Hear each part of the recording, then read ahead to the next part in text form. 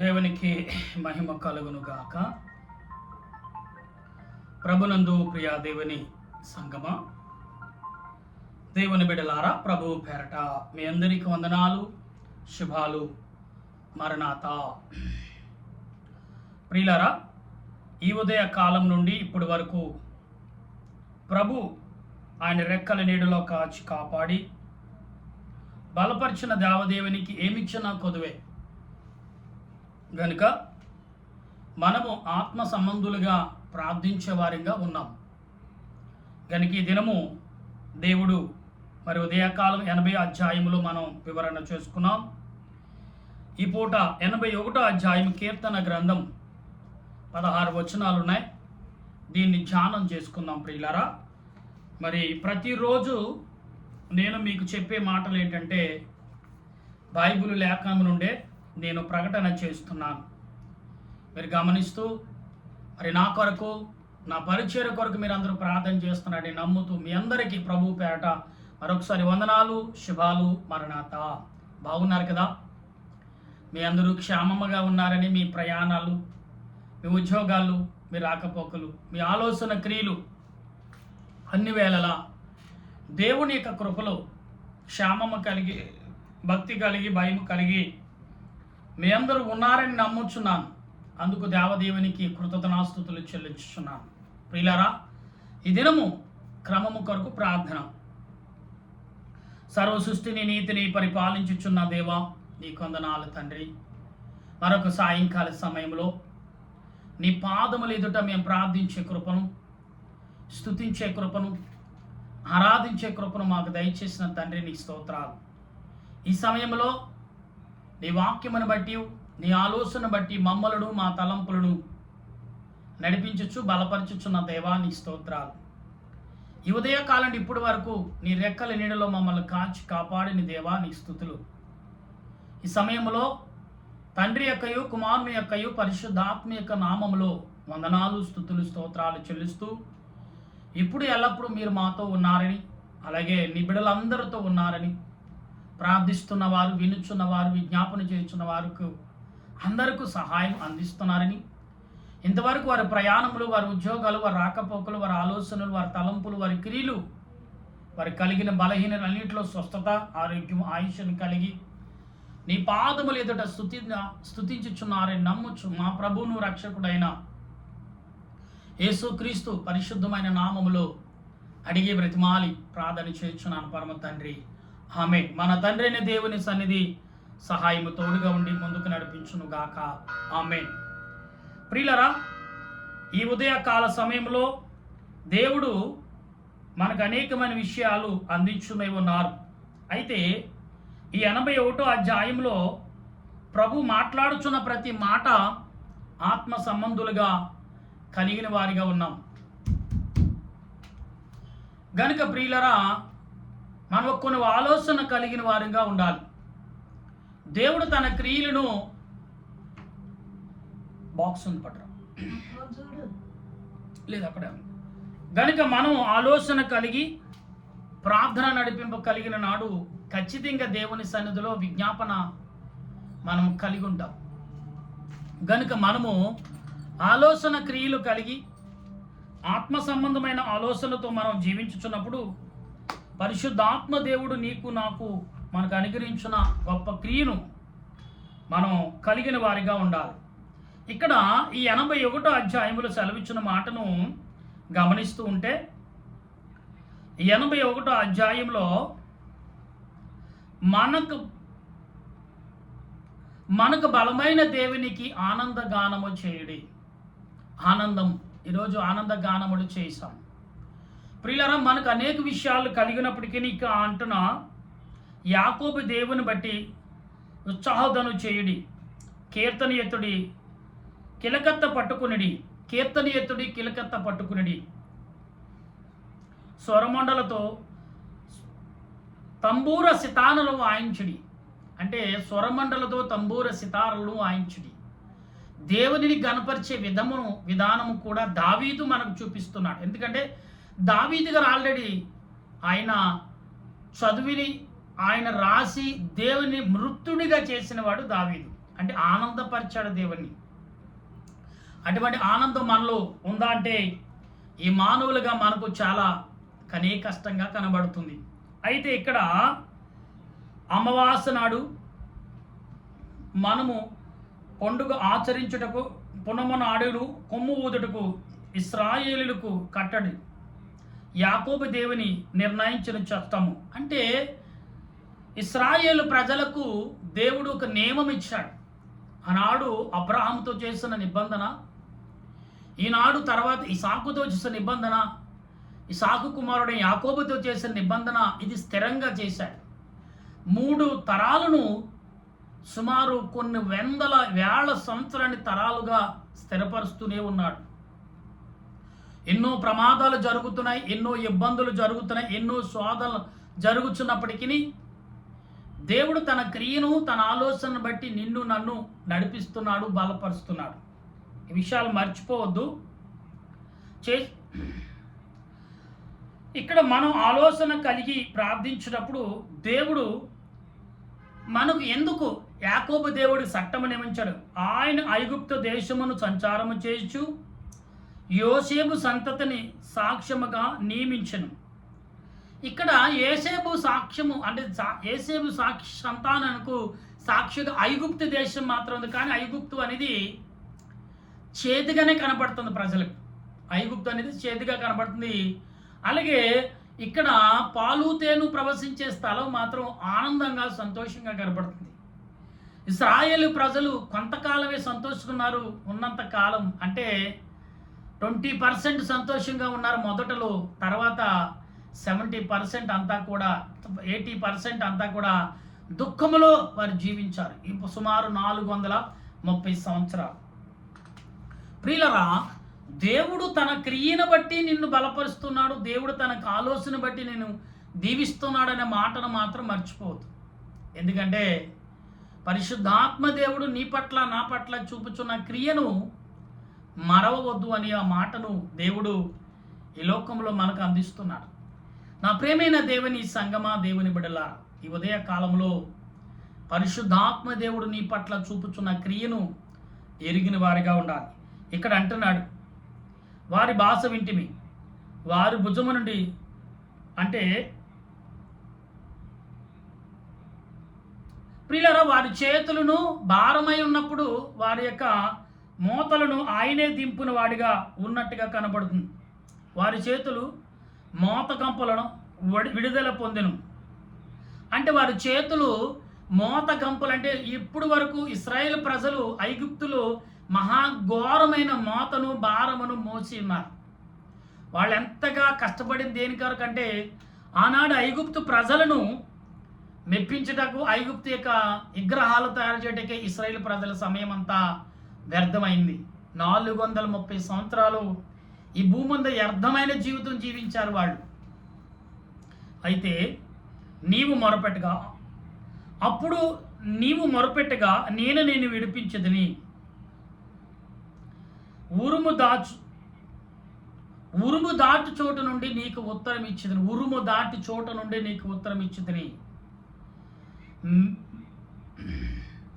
Meribah జలముల యొద్ద నిన్ను నేను శోధించుదని. మెరీబి బలములు అంటే అవకాశాన్ని బట్టి, అంతగా శోధన కాదని, ఓ మాదిరిగా ఏదో ఒరే బాబు జాగ్రత్త అనే గద్దింపే మాటనే ప్రభు మనకిస్తున్నాడు.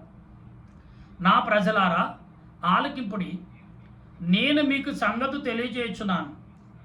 అయ్యో ఇశ్రాయేలు, మీకు మా మాట ఇని ఎడల ఎంత మేలు.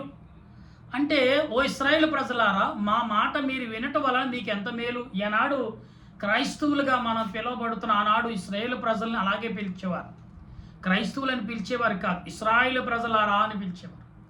అంటే దేవుని సంతానము కలిగిన వారులారా, దేవుని స్వాస్థమైన వారులారా అని పిలిచేవారు.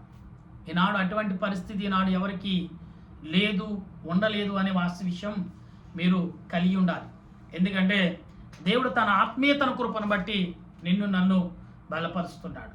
ప్రియులారా, దేవుడు తన ఆలోచన క్రియలు ఎంతవరకు చూపించుచున్నాడు అని మనం ఆలోచిస్తే, నీలో అన్యులు అని ఇక్కడ ఏమంటున్నాడు ప్రియులారా, చాలా విషయాలు దేవుడు చెప్తును. ఎందుకు మాట్లాడుతున్నారు ఇశ్రాయేలుతో? ఎంతగా కనపడ అన్యుల దేవతలు నీలో ఉండకూడదు. అయ్యో ఇశ్రాయేలు అనే మాటను అన్య దేవతలు మీ ఒకదానికి ఒకటి పూజ చేయకూడదు. ఐగుప్తులు దేశముల నుండి నిన్ను రప్పించిన నీ దేవుడని యెహోవాను నేనే. ఇక్కడేమన్నాడు? ఐగుప్తుని రప్పించిన నీ దేవుడని యెహోవాను నేనే అని ప్రభు సెలవిచ్చిన మాటని మాత్రం మనం పక్కదావలు పెడుతున్నాం. ప్రియులరా, ఒక్కసారి మీరు ఆలోచన కలిగి ఉండాలి. ఇక్కడ దేవుడు ఎందుకు నీ పట్ల నా పట్ల చూపుచున్న ఈ క్రియలను మనం ఆలోచన కలిగి ఉన్నాం. ఇక్కడేమంటున్నాడు? 71వ వచనంలో 7, 8 వచనాలు 9వ వచనంలో కూడా అయ్యో ఇశ్రాయేలు ప్రజలారా అని అంటాడు. ఈ 9వ వచనంలో మనం అండర్లైన్ చేసుకోండి ఒకసారి. మీరు అన్యజనులకు పూజలు చేయవద్దు. ఆయనే గద్దిస్తున్నాడు. అన్యజనులని వారు అపవాద సంబంధులుగా ఉన్నారు ఈ భూమి మీద, వారితో మీరు జాగ్రత్త కలిగి ఉండమని ప్రభువే సెలవిస్తున్నాడు. ఇక్కడ ఏమంటున్నాడంటే, నీవు త్వరగా తెరువుము, దానిని నేను నింపుదును. ఏంటది అంటే ఆత్మ హృదయములు మనం తెరుచుగా అంటే విశ్వాసముతో నమ్మకంతో ఎప్పుడైతే కలిగి ఉంటున్నామో దేవుడు నిన్ను నన్ను బలపరిచేవాడుగా ఉంటున్నాడని విషయం మర్చిపోవద్దు. ఇక్కడ ఈ ప్రజలు ఇశ్రాయేలు ప్రజలు నా మాట ఆలకించగా ఉండపోయేరి, అంటే ఈ ప్రజలు నా మాట వినకపోయేరి, ఇశ్రాయేలు నా మాట వినకపోయేరి. కాబట్టి వారు తమ స్వకీయ ఆలోచన, వారు సొంత ఆలోచనతో నడుచుకున్నారు. స్వకీయ అంటే సొంత ఆలోచనతో నడుచుకున్నారు. కాబట్టి నట్లు వారు హృదయ కాఠిన్యములను వారిని అప్పగించదను. అంటే ప్రియులారా, ఇక్కడ వారు ఎవరైతే మనం ఏమైతే ఎత్తుతున్నామో, ఏదైతే మనం నాటుతున్నామో అదే మనం ఫలాన్ని పొందుతున్నాం. నాటిన విత్తనం ఒకటైతే ఫలించిన ఫలం మరొకటైతే మనం ఆలోచనలోకి వచ్చేస్తాం. ఎందుకంటే ఇక్కడ కొన్ని విషయాలు మనకు అర్థం కాకుండా ఉంటాయి. అయితే 13వ వచనంలో నా మాట విని ఎడల, అయ్యో నా మాట విని, ఇక్కడ ఏమన్నాడు? అయ్యో నా మాట విని, అయ్యో అని ఇక్కడ ఏమంటే నా మాట విని ఎడల ఇశ్రాయేలు ప్రజలు అప్పుడు, అంటే ఇక్కడ ఏమంటున్నాడంటే ఇశ్రాయేలు ప్రజలు ఎందుకు వారు మాట వినలేదు? ఇశ్రాయేలు నా మార్గములో అనుసరించిన ఎంత మేలు, అప్పుడు అప్పుడు వారు ఎప్పుడైతే నా పట్ల విశ్వాసం కలిగి ఉంటారో అప్పుడు వారిని, శత్రువులైన వారిని నేను అనగదొరుకుదును అంటున్నాడు. అంతే కదా. ఇక్కడ ఇంకా మాట్లాడుతున్న మాటలు చూస్తే ప్రియులరా, వారి విరోధులను తొక్కేదను, యెహోవాను ద్వేషించేవారు వారికి లొంగుదురు. యెహోవాను ద్వేషించేవారు లొంగుతారు ఎప్పటికప్పుడు. అంటే ఇవాళ మనకి అడ్డంగా వచ్చినా కానీ మనం దేవుడు ఒక చెంప కొట్టమంటే చెంపుతున్నారు, మంచిదే చూపించండి. కానీ అదే అసనుగుగా తీసుకుని అవతల వాడు తిరగబడినప్పుడు మనం ఖచ్చితంగా నడువు బిగించాల. యోబు అంటాడు కదా, ఎవడవాడు నేను అపవిత్రమైన పక్కదారు పట్టించిన వాడిని నువ్వు నడుము కట్టిన వాడిని గర్దించమన్నాడు. మనం నడుము కట్టుకోవాలి అవకాశం బట్టి. దేవుని యొక్క వాక్యమును, దేవుని యొక్క సువార్తను ప్రకటించకుండా ఎవడైనా ఆపుని ఎడల మనం ఖచ్చితంగా వాడి పట్ల ఏం చేయాలంట? గర్దింపు కలిగి ఉండాలని ప్రభు చెప్తున్నాడు. అయితే ఇక్కడ అంటున్నాడు వారి కాళ్ళను శాశ్వతంగా, అంటే వారి కాళ్ళను శాశ్వతంగా ఎరగగొట్టును. ఇక్కడ ఆయన అనుగ్రహించి నేను వారిని దూషించదను. ప్రియులారా, అతి శ్రేష్టమైన మనసునిచ్చి నేను వారిని పోషించను. ఎవరిని? దేవుని యందు సన్నిధికి వచ్చిన వారిని. ఇక్కడ ఏమంటున్నాడు మరలా? కొండ తేనెతో నిన్ను తృప్తిపరచెదను. అంటే కొండ తేనెతో, అంటే నిజంగా చూడండి ఇక్కడ మొదటి వచనముకును మనం చదువుకున్న ఈ మొదటి వచనముకును ఎలాగ రాయబడిందంటే చాలా విషయాలు మనకు కనబడుతున్నాయి ప్రియులారా. అంటే ప్రభువు చెప్పుచున్న మనకు బలమైన దేవునికి ఆనందగానం చేయండి. తర్వాత ఏమన్నాడు? గద్దించుకుంటూ వచ్చాడు. ఆకారం ఏమంటున్నాడు? కొండ తేనెతో నిన్ను ఆనందపరుస్తాను అంట. ఇంతకంటే బలం ఏం కావాలి మనుషులకి? కనుక మనం ఒకసారి ఆలోచన కలిగి ఉండాలి ప్రియులారా. ఎందుకంటే దేవుడు నీ పట్ల నా పట్ల చేయుచున్న క్రియను మనం ఎరిగిన వారిగా ఉండవలసిన వారమైన ప్రభు పట్ల ఎంతగా ఆలోచన క్రియలు కలుగున్నామో అంతే విశ్వాసం నమ్మకము కలిగి ఉండాలి మనం.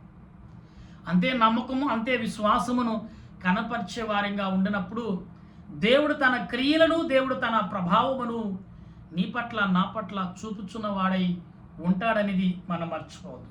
ప్రియులరా, దేవుడు తన ఆలోచన క్రియలను బట్టి ఆత్మవిశ్వాసముతో నిన్ను నన్ను నింపుచున్నాడు, బలపరుచున్నాడు, గణపరుస్తున్నాడు, ఆరాధిస్తున్నాం, అన్ని రకాలుగా చేస్తున్నాం. అయితే ఈ వాక్యాన్ని బట్టి నేను ఒకటి మీకు చెప్పదలుచుకున్నాను. దేవదాసయ్య గారు బైబిల్ ప్రకటించిన మహాపండితుడు ఆయన అన్నారు, బైబిల్ వాక్యమును నువ్వు ఎరిగినప్పుడు ఆ వాక్యము నిన్ను బాగు చేస్తుంది, నీ గాయాలు కడుతుంది, నిన్ను జ్ఞానవంతుడు చేస్తుంది, నిన్ను విద్యావంతుడు చేస్తుంది, నీకు ఆత్మీయ జ్ఞానముతో పాటు ఈ లోకంలో ఎలాగా నీవు కట్టుకుని జీవించాలో అది కూడా బైబిల్ గ్రంథము నేర్పుతుందని ఆనాడు దేవదాసయ్య గారు చెప్పినారు. ఎలా తెలిసిండి ఆయనకి అంటే, ప్రియులరా, ఇదంతా కూడా ఆయన అనుభూతో చెప్పిన మాటలు. ఆయన అనుమించారు, ఇవన్నీ ఆయన్ని చూశారు. బైబిల్ యొక్క విశ్వాసమును బట్టి ఆయన ఏ స్త్రీని ముట్టలేదు, ఏ ధనాన్ని ముట్టలేదు. ఎవరైనా వస్తే అమ్మగో పక్కన వారు ఉన్నారు, వారికి ఇచ్చేయాలండి అని చెప్పేవారంట. ఏదైనా పట్టుకొస్తే ప్రియులరా, దీవించడమే తప్ప ఇచ్చుకోవటం అని తెలియదు ఆయనకి, ప్రభు వలే. కనుక ఈ రోజున ఈనాడు మీరు వింటున్నా, మీరుగా నేను కానీ మనం దేవుని సంబంధులుగా ఉంటున్నామా? ఈ లోకంలో ఎవరినో దూషించే బదులు మనల్ని మనం దూషించుకుందాం, ఎవరినే బాధ పెట్టే బదులు మనల్ని మనం బాధపరుచుకుందాం. అప్పుడే మనలో ఉన్న విశ్వాస సాతానుగాడు వెంటనే చూడండి ప్రియులరా, యోబు గారు తన గాయాలు హెచ్చించబడినా కానీ బాధపడకుండా దేవుని గణపరచాలి. ఆ రీతిలో మనం జీవించాలి తప్ప, అయ్యో దేవుడికి కనికరం లేదే, అయ్యో దేవునికి కనీసం ప్రేమ లేదే నా పట్ల, ఆయన బిడ్డని, ఆయన రూపం కలిగిన వాడిని, ఆయన జ్ఞానం కలిగిన వాడిని, ఆయన బిడ్డగానే జీవిస్తున్నానే అని నింద మోపటి కంటే దాన్ని జయించే మార్గం అని వెతుకున్నాడు. యోబు గారికి ఆకారాన్ని ఏమిచ్చాడు? ఇదిగో వీడెవడు నిన్ను పక్కదావు పడ్డ అజ్ఞానముతో నిన్ను బలపరుస్తున్నాడు, ఎవడు వీడు, లేగచి నువ్వు నడుము కట్టుకో, వాడిని గద్దించు అన్నాడు. దేవుడే స్వయముగా మాట పలికితే అసలు నిజంగా చెప్పండి, ఇక్కడ దావీదు గారు కానీ, అబ్రాహాము గారు కానీ, యోబు గారు కానీ, పాత్రమది కానీ, యోబు గారు కానీ, వీళ్ళందరూ సాక్షి ఎవరంటే ప్రభువే.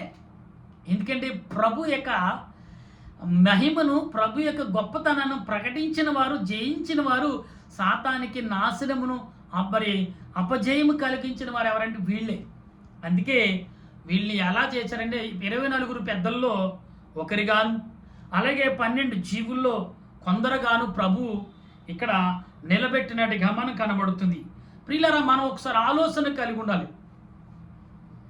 ఎందుకు అంటే ఆత్మ సంబంధమైన విషయాలు మనం కలిగినప్పుడు, ఆత్మ సంబంధమైన మనం జీవించినప్పుడు దేవుడు నీ పట్ల నా పట్ల చూపుచున్న ఈ ప్రేమ ఏదైతే ఉందో అది ఎన్నడూ కూడా మర్చిపోవద్దని ప్రభు చెప్పుచున్నాడు. కనుక ఈ సాయంకాల సమయంలో వింటున్న మీరు కానీ నేను కానీ మనం అందరము కూడా ఆత్మవిశ్వాసము కలిగి ప్రార్థించేవారిగా ఉండవలసిన వారమేనా. ఆత్మవిశ్వాసముతో మనం దేవుని పట్ల విజ్ఞాపన కలిగిన వారిగా ఉండవలసిన వారమైనా. ఆయన ప్రభు అంటున్నాడు, నేనే మార్గము, నేనే సత్యము, నేనే జీవం అన్నాడు. అంటే ఏంటి దాని అర్థం? దేవుడు తప్ప మనకి ఎవరు సాటి లేరు.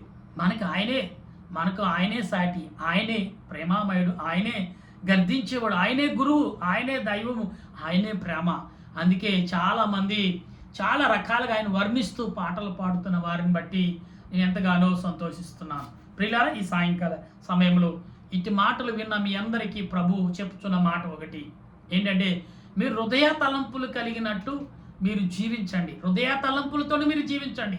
అపవాదు సంబంధంతో మీరు జీవించవద్దని ప్రభు సెలవిస్తున్నాడు. ఈనాడు మీరు కానీ నేను కానీ మనమందరము కూడా ప్రభు యొక్క సన్నిధిలో ప్రార్థన చేసి స్తుతించే కృపను పరిశుద్ధాత్మ దేవుడు ఈ సాయంకాల పూట మనందరికి అందించును గాక. ఆమేన్. ప్రార్థన చేద్దాం. మహోన్నతుడా, మహాగణుడు అయిన మా దేవాని స్తోత్రాలు. సాయంకాల సమయంలో ప్రార్థిస్తుండగా నీ ఆత్మ నడిపి నీ సన్నిధి కాపుదల మాకు దయచేయండి. దేవా, ప్రభువా, పరలోక రాజా, పరమ తండ్రి, పరమ రక్షకాని స్తోత్రాలు. ఈ సాయంకాల సమయంలో నీ బిడ్డలుగా మేము ప్రార్థిస్తున్నాం, నీ బిడ్డలుగా నిన్ను స్తుతిస్తున్నాం, నీ బిడ్డలుగా నేను ఆరాధిస్తుండగా నీ ఆత్మ నడిపింపు, నీ సన్నిధి కాపుదలను నాకు అనుగ్రహించి మహిమ పొందమని ఎందరైతే ప్రభు ఈ మాటలు వింటున్నారో వారందరికీ దేవా, శోధనతో ఉన్నవారు, వ్యాధులతో ఉన్నవారు, కన్నీరు దుఃఖముతో ఉన్నవారు ఇప్పుడే నజరేయుడైన యేసు నామములో విడుదల వచ్చునుగాక. ప్రభు సేవకులు, పరిచారకులు, సువార్థికులు, పండితులు ఎవరైతే శోధనలో బాడిపడి అల్లాడిపోతున్నారో వారికి విడుదల కలిగి విశాలమైన నీ ప్రేమను ప్రకటించే మార్గం వారికి దొరుకును గాక. దేవా, ఇదిగో తండ్రి, మిలిటరీ వారు, పోలీస్ శాఖ వారు, డాక్టర్లు, నర్సులు, పారిశుద్ధ వారు, కార్మికులు, రైతులు, నీటి మీద, నేల మీద, గాలి మీద పనులు చేయుచున్న వారు, ప్రయాణములు చేయుచున్న వారు, గర్భిణీ స్త్రీలు, బాలింత్రాలు, సంతానలేని బిడ్డలు, నాయన ఇదిగో తండ్రి, గుడ్డువారు, చెవిటివారు, మూగవారు, వికలాంగులను బట్టి, అనాథులుగా, అభాగ్యులుగా ఉన్న వారిని బట్టి నీకు స్తుతులు, స్తోత్రాలు చెల్లించుచున్నాను. దేవా, ఈ సమయంలో శోధనతో, వేదనతో, కుటుంబ కలహాలతో, అప్పులు, బాధలతో, ఆర్థికంగా చితుకుపోతూ దేవా నాకు నీవే ఆధారణకర్తవని కోరుచున్న వారికి మేలుకరముగా, దీవునికరముగా అనుగ్రహించబడును గాక. నీ సన్నిధి వరకు తోడుగా ఉండును గాక. ఇన్ని అంశాలు ప్రార్థన ప్రతి వారికి నీ ఆలోచన, నీ క్రియలు వారికి నీ ఆత్మతో నింపబడి నడిపించబడును గాక. ఎందరైతే మాటలు వింటున్నారో, నాతో పాటు ఏకీవిస్తున్నారో వారందరికీ నీ సన్నిధి కాపుదల దయచేయమని ప్రభువును, రక్షకుడు యేసుక్రీస్తు యొక్క తలంపుల ద్వారా, క్రియల ద్వారా, వ్యాపారాల ద్వారా, ఉద్యోగాల ద్వారా, ప్రయాణాల ద్వారా, ఆలోచన ద్వారా అన్ని రకాలుగా మేలుకరంగా, దీవునికరంగా ఉంచి నడిపించదు గాక. నీ సహాయంతో వర్ధిల్లు చేయదు గాక. అట్టి కృపను దీనుడు నాకు, నా పరిచర్యకు, బైబిల్ మిషన్ పరిచర్య అంతటకు నేను అన్ని సంఘాల సేవకులు తోడుగా ఉండి నడిపించమని క్రీస్తు నామమున అడిగి బ్రతిమాలుచున్నాను పరమ తండ్రి, ఆమేన్. మన తండ్రి అయిన దేవుని ప్రేమ, త్రియేక దేవుని కృప, పరిశుద్ధాత్మిక అనేక జీవితం ఇప్పుడు ఎల్లప్పుడు సదా తోడుగా ఉండి ఆయన రాకడకు సిద్ధపరచును గాక. ఆమేన్, ఆమేన్, ఆమేన్. మీ అందరికీ వందనాలు. మరణాత.